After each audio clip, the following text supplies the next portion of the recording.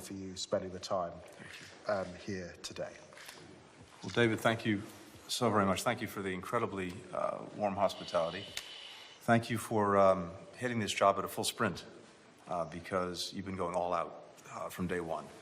And given the multiplicity and complexity of challenges that we're dealing with, I'm personally, and the United States more generally, is grateful for that.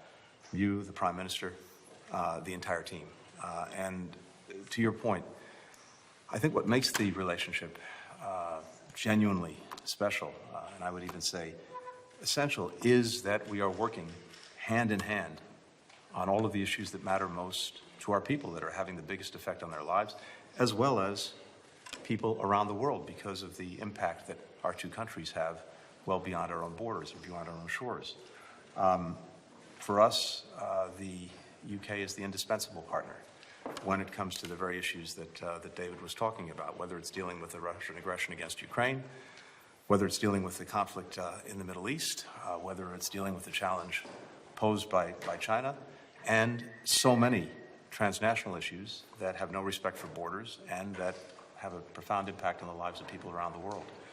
So we couldn't be more grateful for this partnership, for the energy that David, Prime Minister, have put into it.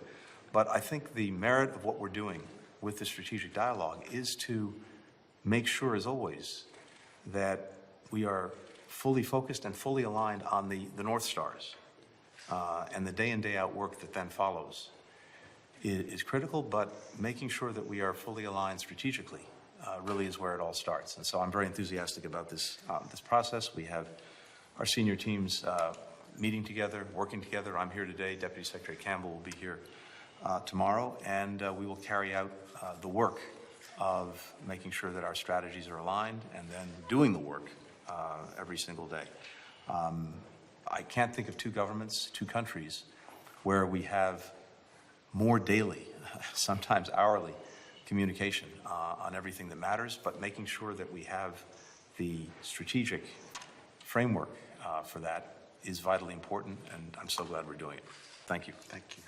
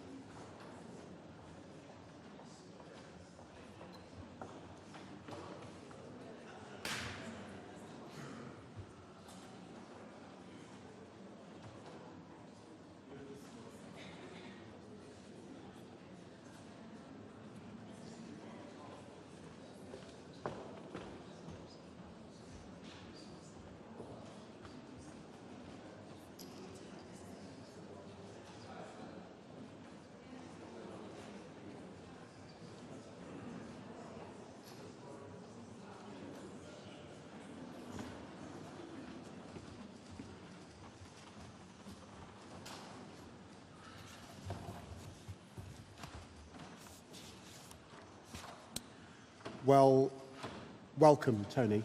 Thank you.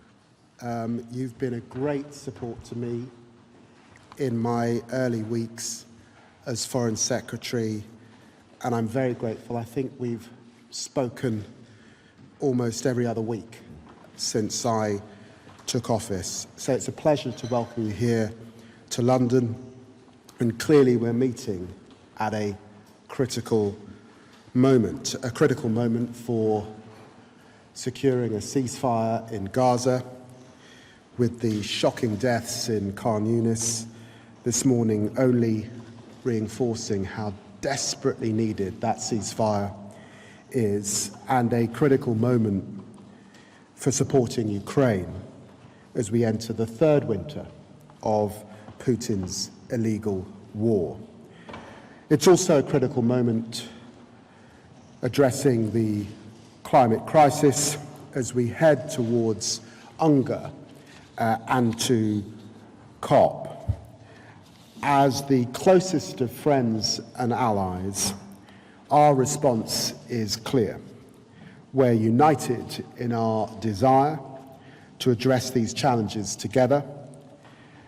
We just opened a new UK-US strategic dialogue, a forum which I believe can help us remain strategically aligned in tackling these challenges. On Russia and Ukraine, today I can confirm that Tony and I will be travelling to Kyiv this week, the first joint visit of this kind for well over a decade. We are the closest of allies, so I'm delighted that we will travel together, demonstrating our commitment to Ukraine. And on the Middle East, we are completely aligned on the need to secure that ceasefire, completely aligned on the need to get the region onto a path to peace and reconciliation with a two-state solution at its heart, and completely aligned too on the need to tackle Iran's malign activity in the region and beyond. We're seeing a disturbing pattern of greater Iranian support for the Kremlin's illegal war, and we discussed today our shared commitment to holding Tehran to account for their undermining of global stability. Last month, we also saw a historic breakthrough in defence innovation between our two countries. The so-called ITAR exemption is a landmark export control change which will benefit the US and AUKUS partners, covering up to £500 million worth of defence exports a year. And finally, we discussed today our cooperation on global challenges ahead of UNGA in New York. We share a desire to see ambitious global action on climate, to see secure global supply chains for critical minerals, and to see relations with global majority countries prosper on the basis of mutual respect. The UK-US relationship is special. It's special to me personally, and it's special to so many Brits and Americans. Only a few weeks ago, we saw the Arsenal women's team head over there for their pre-season. They were following, of course, the Tottenham Hotspur women's football team. But Tony, it's a pleasure to welcome you here today. Thank you so much for spending the time. David, thank you so much for not just your warm hospitality today, but the extraordinary engagement that we've had ever since you've been on the job. And I said earlier that Foreign Secretary hit the ground at a full sprint, and that is not an exaggeration. I think given the multiplicity, the complexity, the urgency of the challenges we're facing, we are so grateful to have such a strong partner in David, the government, the Prime Minister, and today and in the days ahead, we're continuing to deepen the work that we're doing together. We talk about the special relationship. I like to call it essential. Essential for our nations, essential for our people, essential for people well beyond our shores. And that's why, on David's first visit to the United States, we agreed to launch this strategic dialogue to even more effectively advance our enduring shared priorities, our interests, our values, priorities that will be at the heart of the discussions that our teams are having, but also that Prime Minister Starmer and President Biden will have later this week in Washington. Those priorities, of course, include our resolute support for Ukraine faced with the ongoing Russian aggression.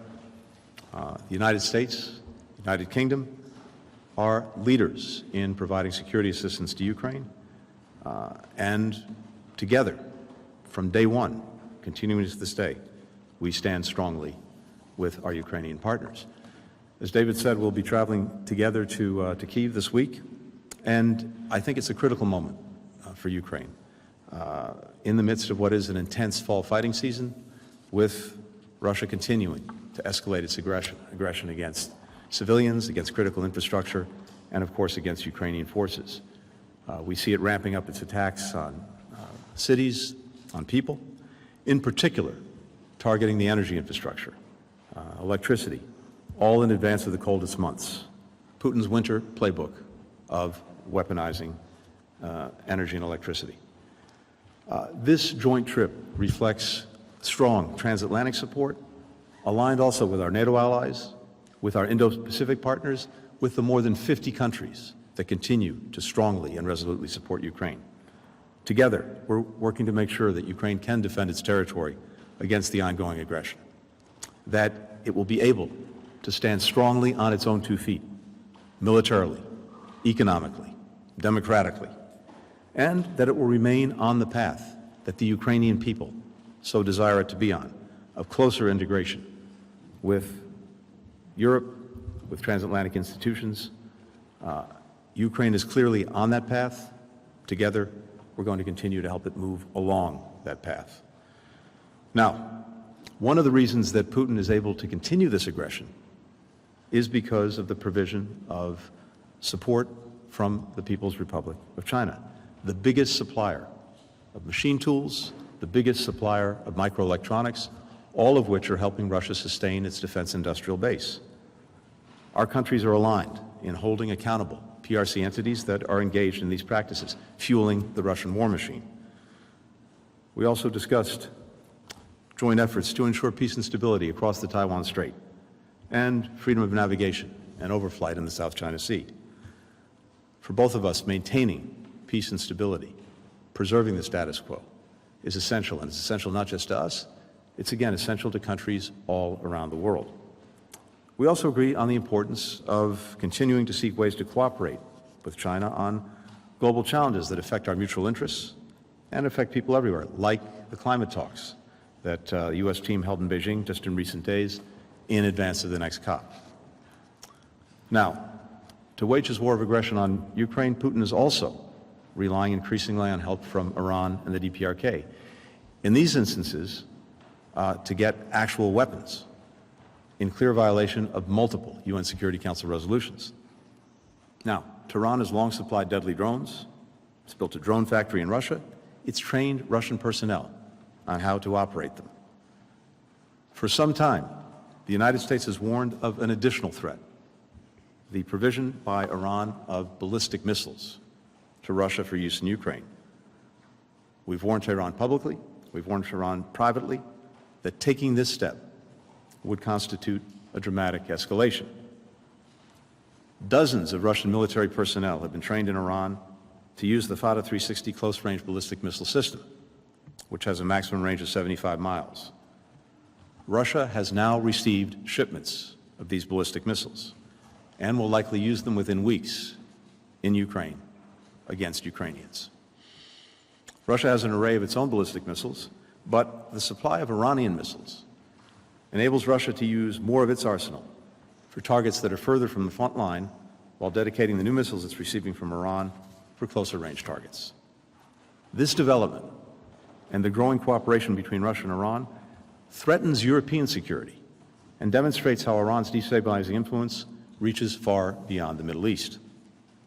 For its part, Russia is sharing technology that Iran seeks. This is a two-way street, including on nuclear issues, as well as some space information. So As Iran's destabilizing activities spread, so does Russia, sowing even greater insecurity in their regions and around the world. In recent days, we've been sharing intelligence behind these findings with our allies and partners, and working together to ensure that there will be significant economic consequences for Tehran's actions. The United States will be announcing further sanctions on Iran later today, including additional measures on Iran Air. We expect allies and partners will be announcing their own new measures on Iran as well. Iran's new president and foreign minister have repeatedly said that they want to restore engagement with Europe. They want to receive sanctions relief. Destabilizing actions like these will achieve exactly the opposite. As David mentioned, we also discussed efforts by Russia to interfere in our democracies. We agree that deepening cooperation with our partners in Europe to push back against the Kremlin's efforts to use disinformation and lies to polarize our societies, distort the public debate, that this work is essential. Finally, on Israel and Gaza, we talked today about our ongoing efforts to prevent the crisis in the Middle East from escalating further. Our nations helped Israel defend itself against an unprecedented attack from Iran a few months ago. We're prepared to act together to help Israel defend itself in the future. We're equally determined to end the conflict in Gaza as soon as possible. And the quickest way to do so remains bringing the ceasefire agreement over the finish line. It's the best way to get the hostages home, the best way to get a massive infusion of assistance for people who so desperately need it in Gaza. But we agreed that we cannot wait on a ceasefire in order to continue to do everything possible to get humanitarian assistance to those who need it. And you see what we're doing now with the vaccinations and the polio campaign to prevent a terrible outbreak of polio in Gaza. Let me just note in conclusion that we also talk more broadly, and our teams will be talking more broadly in the coming days about how we can strengthen the alliances that we're both a central part of, in particular NATO. We welcome Britain's new NATO First defense strategy, the Prime Minister's commitment to increase UK defense spending to 2.5%. And we're urging others to do the same, especially in light of the serious threats that we all face. We discuss continued trilateral cooperation with Australia through AUKUS, especially through nuclear-powered submarines. This reflects growing efforts to weave together allies in Europe and the Indo-Pacific, to build bridges between them, because what happens in one theater has an impact on the other. And more, our allies and partners in Europe, in the transatlantic theater, and in the Indo-Pacific theater recognize this and are acting on it. Finally, the Prime Minister and David have made it a top priority to reset relations with Europe, including seeking closer UK-Europe cooperation through a wide-ranging UK-EU security pact. We fully support these efforts. It's good for the UK, it's good for Europe, it's good for the United States, which benefits when our transatlantic allies are tied even more closely together.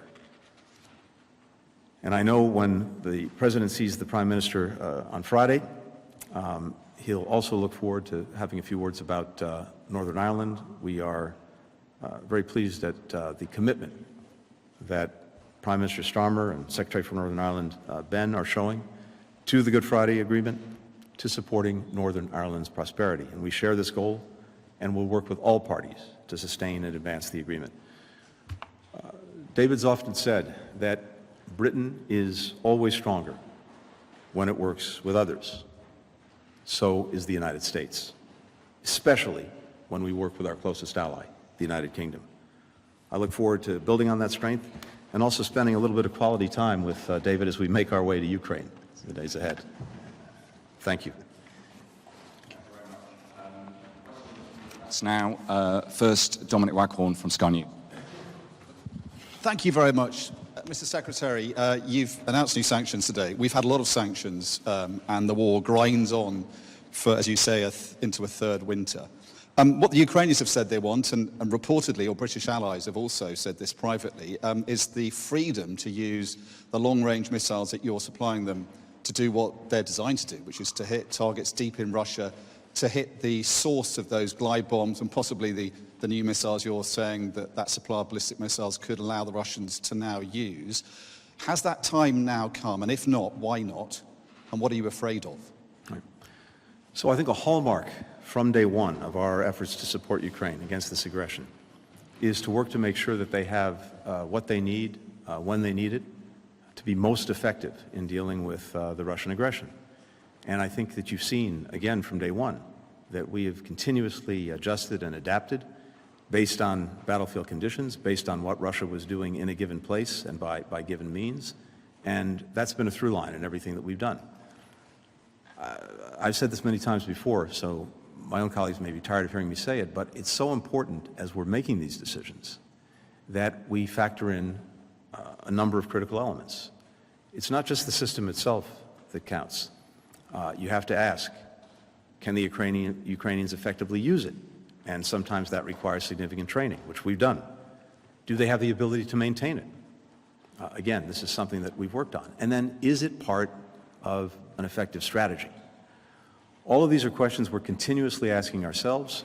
Secretary Austin, Secretary of Defense, his British counterpart, and others who just gathered on the defense side are constantly working these issues. Now, one of the purposes of the trip that we'll be taking together is to hear directly from the Ukrainian leadership, including Prime Minister Zelensky,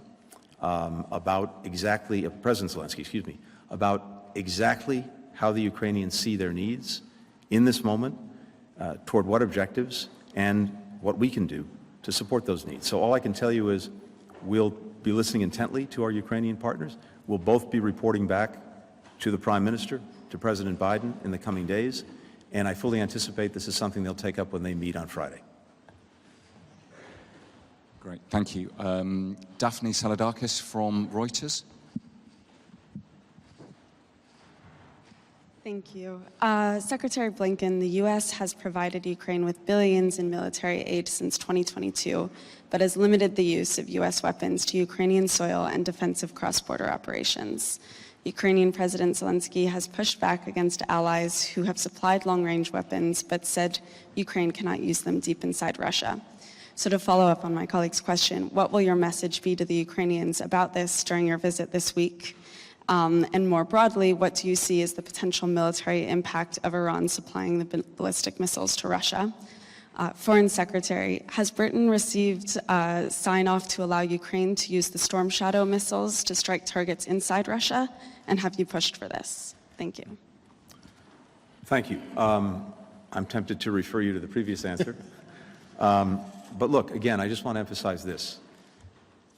As always, we're going to look and to listen and to make sure that we have our own best assessment of what's needed, what the objectives are that our Ukrainian partners have in the weeks and months ahead, and how we can best support them. And we will take that back and we'll both inform our bosses, the Prime Minister and the President. And again, I fully expect that will be a part of their conversation on Friday. A lot goes into each one of these decisions, but every step along the way, our purpose has been to make the Ukrainians as effective as possible in warding off the Russian aggression. And the fact of the matter is, if you look at where we are, these are difficult days given this aggression, but Ukraine continues to stand strong. And I believe that it's very much on a trajectory where it will be able to stand strongly on its own 2 feet, militarily, economically, democratically. It will be increasingly integrated with Europe. And Putin will continue to know a strategic failure in Ukraine, and the Ukrainians will know a strategic success in building a strong, vibrant country. But a lot more work has to go into making sure that happens, and we will be listening very intently on this and reporting back. On the Iranian weapons, as I said, this gives the Russians an additional capability and it gives them additional flexibility. They have ballistic missiles already, but the particular Iranian missiles that they're getting have a certain range. This means that Russia will be able to dedicate its own ballistic missiles to longer range targets, not use them on the shorter range because it will have these Iranian missiles that have about a 75-mile radius to them to do that. So it adds to their capacity and it fuels the war. Anyone who is providing assistance to Russia, whether it's direct lethal assistance like Iran or North Korea, whether it's assistance to their defense industrial base like China, is perpetuating the war, is fueling the conflict. And this is a threat not only to Ukraine and to the Ukrainian people, it's a threat to all of Europe. I think if you ask any of our European colleagues, they see Russia posing the greatest threat to European security since the end of the Cold War.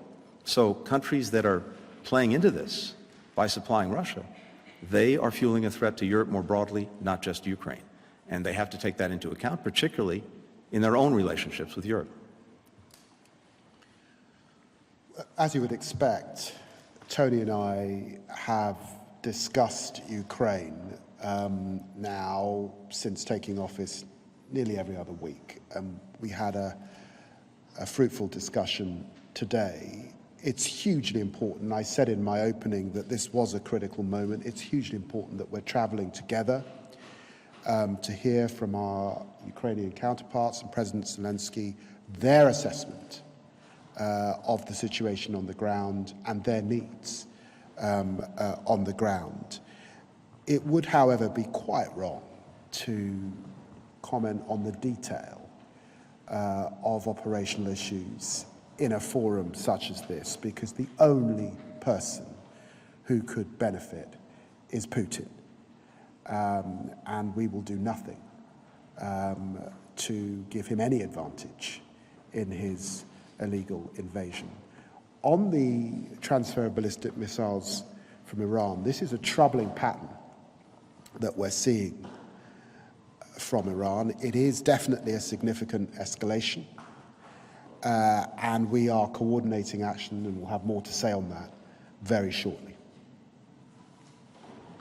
Thank you. Patrick Wintour, The Guardian. Thank you very much. Secretary of State, the Israeli Defense Minister Gallant this week warned that Israel had reached a strategic junction in its war with Hamas, where it must choose between the risk of a broader escalation and a hostage deal with Hamas. Do you agree with that assessment? And secondly, is it not really the case that these ceasefire talks are at a deadlock? And could you in any way give any assurances to Benjamin Netanyahu about the Philadelphia corridor and that there is no need for Israeli forces to be there? Israel's security will be preserved. And Foreign Secretary, you were in the UAE last week. The UAE is one of the few countries that has said it's willing to put troops into Gaza as a peacekeeping force. Would you welcome that? Would you like to see other Arab states make the same offer? On the ceasefire, here's what I can tell you. More than 90% of the issues have been agreed, decided. So we're down to a handful of issues, not even a handful of issues, that are hard, but fully resolvable in our judgment. And as we've said before, when you get down to the last 10%, the last 10 meters, those are almost by definition the hardest ground to cover. But we believe that these are fully resolvable. Right now, we're working intensely with our Egyptian and Qatari counterparts to work together to bridge any remaining gaps. And in the coming time, very soon, we'll put that before the parties, and we'll see what they say. I think what is evident, though, is the strong interest that everyone in the region has in being able to get the ceasefire concluded. It's clearly in Israel's interest. It's in its interest to get hostages home. It's in its interest to turn down the temperature in Gaza. It's in its interest to have possible off-ramps in the north with Hezbollah and Lebanon that a ceasefire in Gaza would make more possible. It's in its interest to also further enable us to calm the situation in the Red Sea with the Houthis. And it's in its interest because it opens other prospects that could fundamentally alter Israel's security for the long term, including the prospect of normalization of relations between Saudi Arabia and Israel. We saw back on April 13th, when Israel was attacked directly by Iran for the first time, something unprecedented, and that was other countries coming to its active defense. And this showed in embryonic form what the future could be, a future in which Israel is integrated into the region, in which it enjoys normal relations with other countries, something it sought from day one of its existence, in which it's protected against the aggression coming from Iran or its proxies, and in which Iran and those proxies are isolated. That's very much possible in the future. But it requires resolving Gaza, ending the conflict there. It requires, as David said, a credible pathway for the Palestinians to a state of their own. And these are very hard issues. But that future is very powerful and very positive. The alternative is a perpetuation of conflict, a perpetuation of insecurity, and multiple fronts at the same time, not only in Gaza, but we see what's happening in the West Bank and growing insecurity there. We see what's happening in the north and the possibility of conflict with Hezbollah and even broader conflict with Iran. From day one, our purpose has been not only to make sure that Israel can effectively ensure that October 7th never happens again, but also that the conflict doesn't spread. And we're intent on that. But the longer all of this goes on, the greater the risks of just that happening.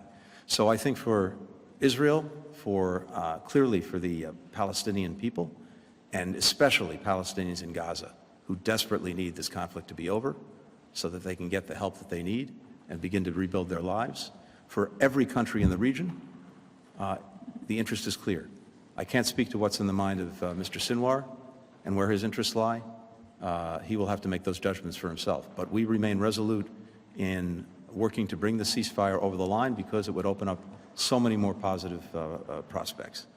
And let's see where we are in the coming days.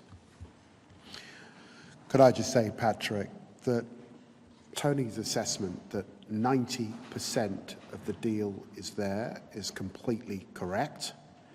And in the end, what you need are partners for peace. And that is now in the hands of Bibi Netanyahu and Sinwar to get us over the line and to take that deal that is on the table. And we've now been talking about that deal for weeks. It was important to go to the UAE, as it's important to speak to Arab partners across the region. And the focus of your question is on the day after. And clearly, it's on the security guarantees that are important for Israel to have. And Arab partners, and certainly the UAE, are showing some forward-leaning in their commitment to securing that. But what I think is absolutely essential, and they all say this, is that there has to be a pathway to two states. That has to be present, or they cannot give that commitment. And then there's also discussion of both the security in Gaza and the administration. And clearly we have to see a reformed and renewed Palestinian Authority, and there can be no role for Hamas going forward. So we're very focused on the day after, but let's remember that when we talk about the deal, it is a phased deal.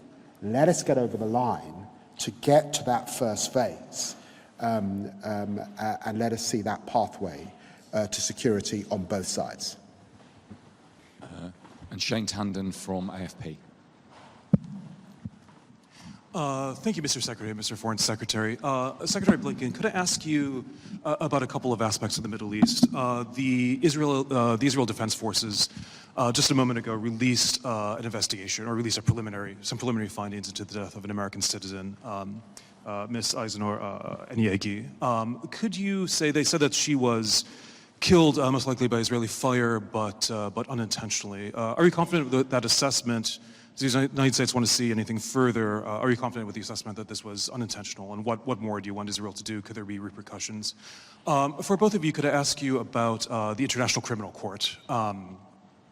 It seems that in the coming days there could be a formal decision on whether to seek an arrest warrant for Prime Minister Netanyahu, among others. Mr. Foreign Secretary, the Labour government, of course, has taken a slightly different stance from your predecessors, from the Conservatives on this. Could you say what your position is, whether you support going ahead, and is there unity between the two allies on this? Thank you. Sean, thank you very much. With regard to the tragic killing of Eisenhower, I think what we saw of this investigation is it seems to show what eyewitnesses have said and made clear, that her killing was both unprovoked and unjustified. No one should be shot and killed for attending a protest. No one should have to put their life at risk just for freely expressing their views. In our judgment, Israeli security forces need to make some fundamental changes in the way that they operate in the West Bank, including changes to their rules of engagement. We've long seen reports of the security forces looking the other way when extremist settlers use violence against Palestinians. We've seen reports of excessive force by Israeli security forces against Palestinians. And now we have the second American citizen killed at the hands of Israeli security forces. It's not acceptable. It has to change. And we'll be making that clear to the senior-most members of the Israeli government. Now, we're looking carefully at the results of this investigation, but even on an initial read, and even accepting it at face value, it's clear that there are serious issues that need to be dealt with, and we will insist that they be dealt with. I think the important thing to stress in great democracies such as ours is our belief in the separation of powers. There is an important forum for lawyers and the judiciary and our courts, and then there is also an important forum for politicians and those who represent the people. We've always been clear in the UK in our belief in the international rule of law, the rules-based order, and in IHL issues which are fundamentally important. And we took a decision last week in relation to arms exports that were quasi-legal on the basis of our law as they stand. We believe in international law, we believe in the Statute of Rome, but these must be decisions for the international courts to determine. I don't want to comment on the assessment that they will reach. I qualified as a lawyer in part because of the great Harvard Law School, but I'm going to leave it to the lawyers to determine these very complex matters.